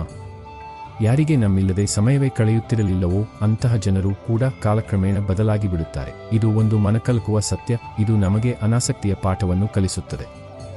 ನಾವು ಯಾರಿಗಾದರೂ ಬಹಳ ಹತ್ತಿರವಾದಾಗ ಈ ಸಾಮೀಪ್ಯ, ಈ ಸಂಬಂಧವು ಯಾವಾಗಲೂ ಹೀಗೇ ಇರುತ್ತದೆ ಎಂದು ನಮಗೆ ಅನಿಸುತ್ತದೆ. ಆದರೆ ಸಮಯ, ಸಂದರ್ಭಗಳು, ಆದ್ಯತೆಗಳು ಮತ್ತು ಜನರ ಸ್ವಭಾವಗಳು ಬದಲಾಗುತ್ತಲೇ ಇರುತ್ತವೆ. ಇಂದು ನಮ್ಮ ಜೀವನದ ಕೇಂದ್ರಬಿಂದುವಾಗಿರುವ ವ್ಯಕ್ತಿ ನಾಳೆ ನಮ್ಮಿಂದ ಬಹಳ ದೂರ ಹೋಗಬಹುದು ಅಥವಾ ಅವರ ಜೀವನದಲ್ಲಿ ಬೇರೆ ಯಾರಾದರೂ ಹೆಚ್ಚು ಮುಖ್ಯವಾಗಬಹುದು. ಇದನ್ನು ನೋಡಿ ನಮಗೆ ನೋವಾಗುತ್ತದೆ. ನಾವು ಕಡೆಗಣಿಸಲ್ಪಟ್ಟಿದ್ದೇವೆ ಎಂದು ಭಾವಿಸುತ್ತೇವೆ. ಆದರೆ ನಾವು ಜೀವನದ ಈ ನಿಯಮವನ್ನು ಅರ್ಥ ಮಾಡಿಕೊಂಡರೆ ಈ ನೋವಿನಿಂದ ಪಾರಾಗಬಹುದು. ನಾವು ಪ್ರತಿಯೊಂದು ಸಂಬಂಧವನ್ನು, ಪ್ರತಿಯೊಂದು ಕ್ಷಣವನ್ನು ಆನಂದಿಸಬೇಕು, ಆದರೆ ಇದು ಶಾಶ್ವತವಲ್ಲ ಎಂದು ತಿಳಿದಿರಬೇಕು. ಯಾರಿಂದಲೂ ಅವರು ಇಂದು ನಮಗಾಗಿ ಇರುವಂತೆಯೇ ಯಾವಾಗಲೂ ಇರುತ್ತಾರೆ ಎಂದು ನಾವು ನಿರೀಕ್ಷಿಸಬಾರದು. ಜನರನ್ನು ಅವರ ಸ್ವಾತಂತ್ರ್ಯದೊಂದಿಗೆ ಸ್ವೀಕರಿಸುವುದು ಮತ್ತು ಯಾವುದೇ ದೂರಿಲ್ಲದೆ ಅವರನ್ನು ಬದಲಾಗಲು ಬಿಡುವುದೇ ನಿಜವಾದ ಪ್ರೀತಿ ಮತ್ತು ನಿಜವಾದ ತಿಳುವಳಿಕೆ. ಜೀವನವು ಸುಖ ದುಃಖಗಳ ಒಂದು ಚಕ್ರ. ನೆನಪಿಡಿ, ಒಳ್ಳೆಯ ಸಮಯವನ್ನು ನೋಡಲು ಕೆಟ್ಟ ಸಮಯವನ್ನು ಸಹ ಸಹಿಸಿಕೊಳ್ಳಬೇಕಾಗುತ್ತದೆ. ಇದು ಧೈರ್ಯ ಮತ್ತು ಸಹನೆಯ ಸಂದೇಶ. ಯಾರೂ ಯಾವಾಗಲೂ ಸುಖಿಯಾಗಿರಲು ಸಾಧ್ಯವಿಲ್ಲ ಮತ್ತು ಯಾರೂ ಯಾವಾಗಲೂ ದುಃಖಿಯಾಗಿರುವುದಿಲ್ಲ. ರಾತ್ರಿಯ ನಂತರ ಹಗಲು ಮತ್ತು ಹಗಲಿನ ನಂತರ ರಾತ್ರಿ ಬರುವುದು ನಿಶ್ಚಿತ. ಕೆಟ್ಟ ಸಮಯವು ಒಂದು ಪರೀಕ್ಷೆಯಂತೆ. ಅದು ನಮ್ಮ ಶಕ್ತಿಯನ್ನು ಪರೀಕ್ಷಿಸುತ್ತದೆ, ನಮ್ಮನ್ನು ಬಲಗೊಳಿಸುತ್ತದೆ ಮತ್ತು ಸುಖದ ದಿನಗಳಲ್ಲಿ ನಾವು ಎಂದಿಗೂ ಕಲಿಯಲಾಗದ ಜೀವನದ ಪಾಠಗಳನ್ನು ಕಲಿಸುತ್ತದೆ. ಚಿನ್ನವು ಬೆಂಕಿಯಲ್ಲಿ ಬೆಂದೇ ಕುಂದಣವಾಗುವುದು. ಹಾಗೆ ಮನುಷ್ಯನು ಕಷ್ಟಗಳ ಬೆಂಕಿಯಲ್ಲಿ ಬೆಂದೇ ಹೆಚ್ಚು ಪ್ರಬುದ್ಧ, ಹೆಚ್ಚು ತಿಳುವಳಿಕೆಯುಳ್ಳ ಮತ್ತು ಹೆಚ್ಚು ಕರುಣಾಮಯಿಯಾಗುತ್ತಾನೆ. ಕೆಟ್ಟ ಸಮಯವು ನಮಗೆ ಒಳ್ಳೆಯ ಸಮಯದ ಬೆಲೆಯನ್ನು ತಿಳಿಸುತ್ತದೆ. ನಾವು ದುಃಖದ ಮೂಲಕ ಹಾದುಹೋದಾಗ ಮಾತ್ರ ನಮಗೆ ಸುಖದ ನಿಜವಾದ ಮೌಲ್ಯ ತಿಳಿಯುತ್ತದೆ. ಆದ್ದರಿಂದ ಜೀವನದಲ್ಲಿ ಕೆಟ್ಟ ಸಮಯ ಬಂದಾಗ ಭಯಪಡಬಾರದು, ಬದಲಾಗಿ ಅದನ್ನು ಒಂದು ಅವಕಾಶವಾಗಿ ನೋಡಬೇಕು. ತನ್ನನ್ನು ತಾನು ಬಲಪಡಿಸಿಕೊಳ್ಳುವ, ಕಲಿಯುವ ಮತ್ತು ತನ್ನ ಆಂತರಿಕ ಶಕ್ತಿಗಳನ್ನು ಕಂಡುಕೊಳ್ಳುವ ಅವಕಾಶ. ಈ ಸಮಯವು ಕಳೆದು ಹೋಗುತ್ತದೆ ಮತ್ತು ಒಂದು ಹೊಸ ಬೆಳಗು ಖಂಡಿತವಾಗಿಯೂ ಆಗುತ್ತದೆ ಎಂಬ ನಂಬಿಕೆ ಇರಲಿ. ನಮ್ಮ ಶಕ್ತಿ ಮತ್ತು ನಮ್ಮ ಗಮನವೇ ನಮ್ಮ ಜೀವನದ ದಿಕ್ಕನ್ನು ನಿರ್ಧರಿಸುತ್ತವೆ. ನಿಮ್ಮ ದೃಷ್ಟಿಯನ್ನು ಯಾವಾಗಲೂ ನೀವು ಏನನ್ನು ಪಡೆಯಲು ಬಯಸುತ್ತೀರೋ ಅದರ ಮೇಲೆ ಇಡಿ, ನೀವು ಏನನ್ನು ಕಳೆದುಕೊಂಡಿದ್ದೀರೋ ಅದರ ಮೇಲಲ್ಲ. ಇದು ಸಕಾರಾತ್ಮಕ ಚಿಂತನೆ ಮತ್ತು ಭವಿಷ್ಯದ ಕಡೆಗೆ ನೋಡುವ ಒಂದು ಶಕ್ತಿಶಾಲಿ ಸೂತ್ರ. ಕಳೆದುಹೋದದ್ದರ ಬಗ್ಗೆ ಶೋಕಿಸುವುದು ಮನಸ್ಸಿನ ಪ್ರವೃತ್ತಿ. ನಾವು ನಮ್ಮ ತಪ್ಪುಗಳನ್ನು, ನಮ್ಮ ನಷ್ಟಗಳನ್ನು ಮತ್ತು ನಮ್ಮ ವಿಯೋಗಗಳನ್ನು ಪದೇ ಪದೇ ನೆನೆದು ದುಃಖಿಸುತ್ತೇವೆ. ಇದು ಭೂತಕಾಲದಲ್ಲಿ ಬದುಕುವುದು. ಇದು ನಮ್ಮ ವರ್ತಮಾನದ ಶಕ್ತಿಯನ್ನು ನಾಶಪಡಿಸುತ್ತದೆ ಮತ್ತು ನಮ್ಮನ್ನು ಮುಂದೆ ಸಾಗದಂತೆ ತಡೆಯುತ್ತದೆ. ಜ್ಞಾನಿ ವ್ಯಕ್ತಿ ಎಂದರೆ ಭೂತಕಾಲದಿಂದ ಪಾಠ ಕಲಿಯುತ್ತಾನೆಯೇ ಹೊರತು ಅದರಲ್ಲಿ ಬದುಕುವುದಿಲ್ಲ. ಅವನು ತನ್ನ ದೃಷ್ಟಿಯನ್ನು ತನ್ನ ಗುರಿಯ ಮೇಲೆ, ತನ್ನ ಕನಸುಗಳ ಮೇಲೆ, ತನ್ನಯ ಮೇಲೆ ಇಡುತ್ತಾನೆ. ನಮ್ಮ ಗಮನ ನಮ್ಮ ಗುರಿಯ ಮೇಲೆ ಕೇಂದ್ರೀಕೃತವಾದಾಗ ನಮ್ಮ ಮನಸ್ಸು ತಾನಾಗಿಯೇ ಪರಿಹಾರಗಳನ್ನು ಹುಡುಕಲು ಪ್ರಾರಂಭಿಸುತ್ತದೆ, ಹೊಸ ಯೋಜನೆಗಳನ್ನು ರೂಪಿಸುತ್ತದೆ ಮತ್ತು ನಮ್ಮನ್ನು ಕಾರ್ಯೋನ್ಮುಖರಾಗಲು ಪ್ರೇರೇಪಿಸುತ್ತದೆ. ಆಗಿಹೋದದ್ದನ್ನು ಬದಲಾಯಿಸಲಾಗದು, ಆದರೆ ಆಗುವುದನ್ನು ನಾವು ನಮ್ಮ ಇಂದಿನ ಕರ್ಮಗಳಿಂದ ಖಂಡಿತವಾಗಿಯೂ ಪ್ರಭಾವಿಸಬಹುದು. ಆದ್ದರಿಂದ ನಿಮ್ಮ ಶಕ್ತಿಯನ್ನು ಶೋಕದಲ್ಲಿ ಅಲ್ಲ, ಸೃಜನಶೀಲತೆಯಲ್ಲಿ ತೊಡಗಿಸಿಕೊಳ್ಳಿ. ನಮ್ಮ ಹೆಚ್ಚಿನ ಸಮಸ್ಯೆಗಳು ಬಾಹ್ಯವಲ್ಲ, ಬದಲಾಗಿ ಮಾನಸಿಕ ಸಮಸ್ಯೆಗಳು. ನಾವು ಯೋಚಿಸಿ ದೊಡ್ಡದು ಮಾಡಿಕೊಳ್ಳುವಷ್ಟು ದೊಡ್ಡದಾಗಿರುವುದಿಲ್ಲ. ನಮ್ಮ ಮನಸ್ಸು ಒಂದು ಭೂತಗನ್ನಡಿಯಂತೆ ಕೆಲಸ ಮಾಡುತ್ತದೆ. ಅದು ಒಂದು ಸಣ್ಣ ಚಿಂತೆಯನ್ನು ಹಿಡಿದು ಅದರ ಬಗ್ಗೆ ಪದೇ ಪದೇ ಯೋಚಿಸಿ ಅದರ ನಕಾರಾತ್ಮಕ ಅಂಶಗಳನ್ನು ಕಲ್ಪಿಸಿಕೊಂಡು ಅದನ್ನು ಒಂದು ಬೆಟ್ಟದಷ್ಟು ದೊಡ್ಡ ಸಮಸ್ಯೆಯನ್ನಾಗಿ ಮಾಡುತ್ತದೆ. ಒಂದು ಸಣ್ಣ ವೈಫಲ್ಯವು ನಮ್ಮ ಜೀವನವೇ ವ್ಯರ್ಥವಾಯಿತು ಎನಿಸುವಂತೆ ಮಾಡುತ್ತದೆ. ಯಾರೋ ಒಬ್ಬರ ಸಣ್ಣ ಟೀಕೆಯು ಇಡೀ ಜಗತ್ತು ನಮ್ಮನ್ನು ದ್ವೇಷಿಸುತ್ತದೆ ಎಂದು ಭಾಸವಾಗುವಂತೆ ಮಾಡುತ್ತದೆ. ಇದೆಲ್ಲವೂ ಮನಸ್ಸಿನ ಆಟ. ನಾವು ನಮ್ಮ ಈ ಮಾನಸಿಕ ಪ್ರವೃತ್ತಿಯ ಬಗ್ಗೆ ಜಾಗೃತರಾಗಿ ಸಮಸ್ಯೆಗಳನ್ನು ವಾಸ್ತವದ ನೆಲೆಯಲ್ಲಿ ನೋಡಿದರೆ ಅವುಗಳಲ್ಲಿ ಹೆಚ್ಚಿನವು ಅಷ್ಟು ಗಂಭೀರವಾಗಿಲ್ಲ ಎಂದು ನಾವು ಕಂಡುಕೊಳ್ಳುತ್ತೇವೆ. ಪ್ರತಿಯೊಂದು ಸಮಸ್ಯೆಯು ತನ್ನೊಂದಿಗೆ ತನ್ನ ಪರಿಹಾರವನ್ನು ಹೊತ್ತು ತರುತ್ತದೆ. ಅವಶ್ಯಕತೆ ಇರುವುದು ಶಾಂತ ಮನಸ್ಸಿನಿಂದ ಭಯಪಡದೆ ಆ ಪರಿಹಾರವನ್ನು ಹುಡುಕುವುದಾಗಿದೆ. ನಾವು ಚಿಂತಿಸುವುದನ್ನು ಬಿಟ್ಟು ಚಿಂತನೆ ಮಾಡಲು ಪ್ರಾರಂಭಿಸಿದಾಗ ದಾರಿಗಳು ತಾವಾಗಿಯೇ ತೆರೆದುಕೊಳ್ಳುತ್ತವೆ. ಮನುಷ್ಯನು ಸಾಮಾಜಿಕ ಜೀವಿ, ಆದರೆ ಸಹವಾಸವು ಅವನ ಜೀವನದ ಮೇಲೆ ಬಹಳ ಆಳವಾದ ಪರಿಣಾಮವನ್ನು ಬೀರುತ್ತದೆ. ಕೆಟ್ಟವರ ಸಹವಾಸದಲ್ಲಿರುವುದಕ್ಕಿಂತ ಒಂಟಿಯಾಗಿರುವುದೇ ಉತ್ತಮ. ಇದು ಬಹಳ ಮುಖ್ಯವಾದ ಪಾಠ. ನಾವು ಯಾರೊಂದಿಗೆ ಬೆರೆಯುತ್ತೇವೆಯೋ ಅವರ ಆಲೋಚನೆಗಳು, ಅವರ ಶಕ್ತಿ ಮತ್ತು ಅವರ ಅಭ್ಯಾಸಗಳು ನಿಧಾನವಾಗಿ ನಮ್ಮ ಮೇಲೆ ಪ್ರಭಾವ ಬೀರುತ್ತವೆ, ನಮಗೆ ಇಷ್ಟವಿರಲಿ ಅಥವಾ ಇಲ್ಲದಿರಲಿ. ನಮ್ಮ ಸಹವಾಸವು ನಕಾರಾತ್ಮಕ, ಸೋಮಾರಿ, ವ್ಯಸನಿ ಅಥವಾ ಅನೈತಿಕ ಜನರೊಂದಿಗೆ ಇದ್ದರೆ ನಾವು ನಿಧಾನವಾಗಿ ಅವರಂತೆಯೇ ಆಗಲು ಪ್ರಾರಂಭಿಸುತ್ತೇವೆ. ನಮ್ಮದೇ ಸಕಾರಾತ್ಮಕತೆ ಮತ್ತು ನಮ್ಮ ಗುರಿಗಳು ಮಸುಕಾಗುತ್ತವೆ. ಅಂತಹ ವಿಷಕಾರಿ ಸಹವಾಸದಲ್ಲಿ ಇದ್ದುಕೊಂಡು ನಮ್ಮನ್ನು ನಾವು ರಕ್ಷಿಸಿಕೊಳ್ಳುವುದು ಬಹುತೇಕ ಅಸಾಧ್ಯ. ಇದಕ್ಕಿಂತ ಉತ್ತಮವಾದುದು ನಾವು ಒಂಟಿಯಾಗಿರುವುದು. ಒಂಟಿತನವು ನಮಗೆ ಆತ್ಮಚಿಂತನೆ, ಸ್ವಾಧ್ಯಾಯ ಮತ್ತು ನಮ್ಮ ಶಕ್ತಿಯನ್ನು ಸೃಜನಾತ್ಮಕ ಕೆಲಸಗಳಲ್ಲಿ ತೊಡಗಿಸಲು ಅವಕಾಶ ನೀಡುತ್ತದೆ. ಇದು ನಮ್ಮನ್ನು ಬಾಹ್ಯ ನಕಾರಾತ್ಮಕ ಪ್ರಭಾವಗಳಿಂದ ರಕ್ಷಿಸುತ್ತದೆ. ಒಮ್ಮೆ ನಾವು ಆಂತರಿಕವಾಗಿ ಬಲಗೊಂಡಾಗ ನಾವು ಯಾವುದೇ ಸಹವಾಸದಲ್ಲಿದ್ದರೂ ಪ್ರಭಾವಿತರಾಗದೇ ಇರಬಹುದು. ಆದರೆ ಆ ಸ್ಥಿತಿ ಬರುವವರೆಗೂ ಕೆಟ್ಟ ಸಹವಾಸದಿಂದ ದೂರವಿರುವುದೇ ಜ್ಞಾನವಂತಿಕೆ. ಶಿಕ್ಷಕರು ಮತ್ತು ಗುರುಗಳು ನಮ್ಮ ಜೀವನದಲ್ಲಿ ಅತ್ಯಂತ ಮಹತ್ವದ ಸ್ಥಾನವನ್ನು ಹೊಂದಿದ್ದಾರೆ. ಶಿಕ್ಷಕರಿಲ್ಲದೆ ನಿಮ್ಮಲ್ಲಿ ಸಾಧಿಸುವ ಸಾಮರ್ಥ್ಯವಿರುವುದನ್ನು ಸಹ ಸಾಧಿಸುವುದು ಕಷ್ಟ.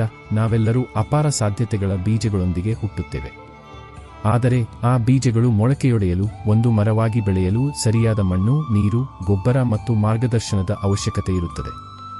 ಇದೇ ಮಾರ್ಗದರ್ಶನವನ್ನು ಒಬ್ಬ ಶಿಕ್ಷಕ ಅಥವಾ ಗುರು ನೀಡುತ್ತಾರೆ. ಅವರು ನಮ್ಮಲ್ಲಿ ಅಡಗಿರುವ ಸಾಮರ್ಥ್ಯಗಳನ್ನು ಗುರುತಿಸುತ್ತಾರೆ, ನಮಗೆ ಸರಿಯಾದ ದಿಕ್ಕನ್ನು ತೋರಿಸುತ್ತಾರೆ, ನಮ್ಮ ಕೌಶಲ್ಯಗಳನ್ನು ತೀಕ್ಷ್ಣಗೊಳಿಸುತ್ತಾರೆ ಮತ್ತು ನಮ್ಮ ತಪ್ಪುಗಳನ್ನು ಸರಿಪಡಿಸುತ್ತಾರೆ. ಏಕಲವ್ಯನಲ್ಲಿ ಮಹಾನ್ ಧನುರ್ಧಾರಿಯಾಗುವ ಸಾಮರ್ಥ್ಯವಿತ್ತು, ಆದರೆ ಅವನಿಗೂ ದ್ರೋಣಾಚಾರ್ಯರ ಪ್ರತಿಮೆಯನ್ನು ಗುರುವೆಂದು ಭಾವಿಸಿಯೇ ಅಭ್ಯಾಸ ಮಾಡಬೇಕಾಯಿತು. ಒಬ್ಬ ಯೋಗ್ಯ ಗುರುವಿಲ್ಲದೆ ನಮ್ಮ ಪ್ರತಿಭೆ ಮತ್ತು ಸಾಮರ್ಥ್ಯಗಳು ಒಂದೋ ಅಡಗಿಯೇ ಉಳಿಯುತ್ತವೆ ಅಥವಾ ತಪ್ಪು ದಾರಿಯಲ್ಲಿ ಸಾಗಿ ವ್ಯರ್ಥವಾಗುತ್ತವೆ. ಗುರು ನಮಗೆ ಕೇವಲ ವಿಷಯದ ಜ್ಞಾನವನ್ನಲ್ಲ, ಬದಲಾಗಿ ಜೀವನವನ್ನು ನಡೆಸುವ ಕಲೆಯನ್ನು ಸಹ ಕಲಿಸುತ್ತಾರೆ.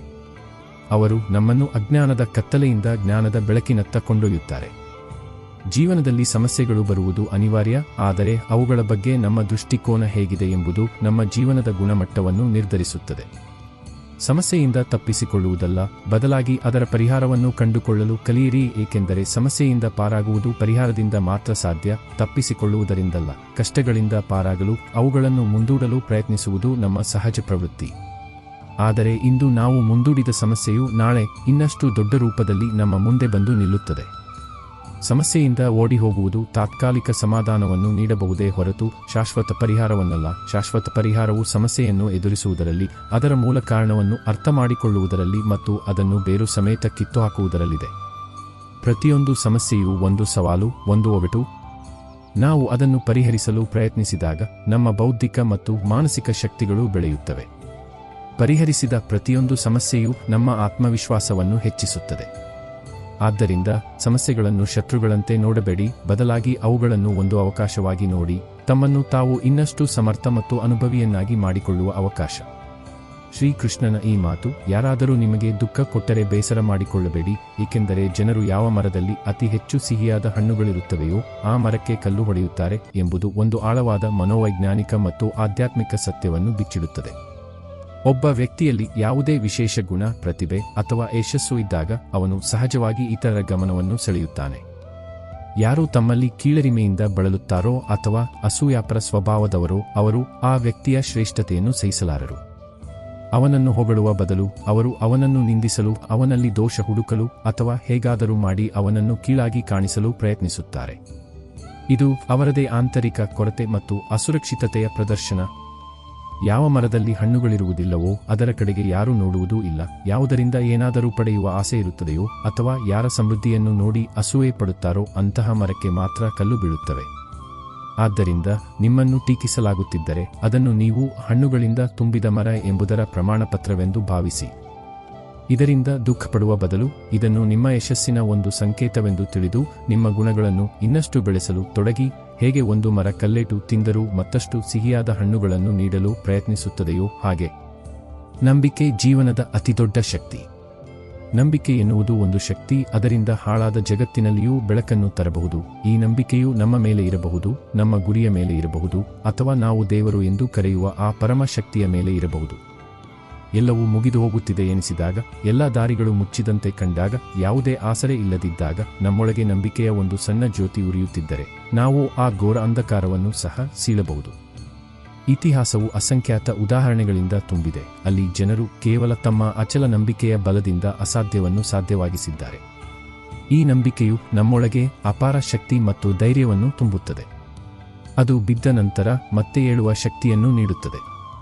ಆದ್ದರಿಂದ ನಿಮ್ಮ ಸಾಮರ್ಥ್ಯಗಳಲ್ಲಿ ನಂಬಿಕೆ ಇಡಿ. ಒಮ್ಮೆ ಪೂರ್ಣ ನಿಷ್ಠೆ ಮತ್ತು ದೃಢ ಸಂಕಲ್ಪದಿಂದ ನಿಮ್ಮ ಕಾರ್ಯದಲ್ಲಿ ತೊಡಗಿ. ನಿಮ್ಮ ನಂಬಿಕೆಯು ಸತ್ಯವಾಗಿದ್ದು ನಿಮ್ಮ ಪ್ರಯತ್ನವು ಪ್ರಾಮಾಣಿಕವಾಗಿದ್ದರೆ ಬ್ರಹ್ಮಾಂಡದ ಎಲ್ಲಾ ಶಕ್ತಿಗಳು ನಿಮ್ಮ ಸಹಾಯಕ್ಕಾಗಿ ಒಗ್ಗೂಡುತ್ತವೆ ಮತ್ತು ನೀವು ನಿಮ್ಮ ಗುರಿಯನ್ನು ಖಂಡಿತವಾಗಿಯೂ ತಲುಪುತ್ತೀರಿ. ಕೊನೆಯದಾಗಿ ಸ್ನೇಹಿತರೆ, ಜೀವನದ ಸಾರವು ಕೇವಲ ಉಸಿರಾಡುವುದರಲ್ಲಿಲ್ಲ, ಬದಲಾಗಿ ಪ್ರತಿ ಉಸಿರನ್ನು ಅರಿವಿನಿಂದ, ಪ್ರೀತಿಯಿಂದ ಮತ್ತು ಸಾರ್ಥಕತೆಯಿಂದ ಬದುಕುವುದರಲ್ಲಿದೆ. ಪ್ರತಿದಿನವೂ ನಮ್ಮನ್ನು ನಾವು ಉತ್ತಮಪಡಿಸಿಕೊಳ್ಳಲು, ಇತರರ ಜೀವನದಲ್ಲಿ ಸ್ವಲ್ಪ ಸಕಾರಾತ್ಮಕತೆಯನ್ನು ತರಲು ಮತ್ತು ನಮ್ಮ ನಿಜವಾದ ಸ್ವರೂಪಕ್ಕೆ ಇನ್ನಷ್ಟು ಹತ್ತಿರವಾಗಲು ಒಂದು ಹೊಸ ಅವಕಾಶವಾಗಿದೆ. ನಿಮ್ಮ ಕರ್ಮಗಳ ಬಗ್ಗೆ ಜಾಗೃತರಾಗಿರಿ, ನಿಮ್ಮ ಸಂಬಂಧಗಳಲ್ಲಿ ಪ್ರಾಮಾಣಿಕರಾಗಿರಿ ಮತ್ತು ನಿಮ್ಮ ಹೃದಯದಲ್ಲಿ ಕರುಣೆಯ ಭಾವವನ್ನು ಉಳಿಸಿಕೊಳ್ಳಿ. ಇದೇ ನಿಜವಾದ ಧರ್ಮ ಮತ್ತು ಇದೇ ನಿಜವಾದ ಆಧ್ಯಾತ್ಮಿಕತೆ. ಈ ವಿಚಾರಗಳು ನಿಮ್ಮ ಹೃದಯವನ್ನು ಮುಟ್ಟಿರಬಹುದು ಮತ್ತು ನಿಮಗೆ ಜೀವನವನ್ನು ಹೊಸ ದೃಷ್ಟಿಕೋನದಿಂದ ನೋಡಲು ಪ್ರೇರಣೆ ನೀಡಿರಬಹುದು ಎಂದು ನಾನು ಭಾವಿಸುತ್ತೇನೆ. ನಿಮಗೆ ಈ ಚರ್ಚೆಯು ಮೌಲ್ಯಯುತವೆನಿಸಿದರೆ ಈ ಜ್ಞಾನದ ಬೆಳಕನ್ನು ಇತರರಿಗೂ ತಲುಪಿಸಿ. ಈ ವಿಡಿಯೋವನ್ನು ಲೈಕ್ ಮತ್ತು ಶೇರ್ ಮಾಡಿ. ಕಾಮೆಂಟ್ನಲ್ಲಿ ಜೈ ಶ್ರೀ ರಾಧೆ ಕೃಷ್ಣ ಎಂದು ಬರೆಯುವುದನ್ನು ಮರೆಯಬೇಡಿ. ನಿಮ್ಮ ಒಂದು ಸಣ್ಣ ಪ್ರಯತ್ನವು ಬೇರೆಯವರ ಜೀವನದಲ್ಲಿ ದೊಡ್ಡ ಬದಲಾವಣೆಯನ್ನು ತರಬಹುದು. ಮತ್ತು ಇಂತಹದೇ ಆಳವಾದ ಮತ್ತು ಸ್ಫೂರ್ತಿದಾಯಕ ವಿಚಾರಗಳೊಂದಿಗೆ ಸಂಪರ್ಕದಲ್ಲಿರಲು ನಮ್ಮ ಚಾನೆಲ್ಗೆ ಸಬ್ಸ್ಕ್ರೈಬ್ ಆಗಿ ಮತ್ತು ಬೆಲ್ ಬಟನ್ ಅನ್ನು ತಪ್ಪದೇ ಒತ್ತಿ. ಭಗವಾನ್ ಶ್ರೀ ಕೃಷ್ಣನ ಕೃಪೆ ನಿಮ್ಮ ಮೇಲೆ ಸದಾ ಇರಲಿ. ನೀವು ಆರೋಗ್ಯವಾಗಿರಿ, ಸಂತೋಷವಾಗಿರಿ ಮತ್ತು ಆನಂದವಾಗಿರಿ. ನಿಮ್ಮ ಮತ್ತು ನಿಮ್ಮ ಪ್ರೀತಿಪಾತ್ರರ ಬಗ್ಗೆ ಕಾಳಜಿ ವಹಿಸಿ. ಜೈ ಶ್ರೀ ರಾಧೆ ಕೃಷ್ಣ.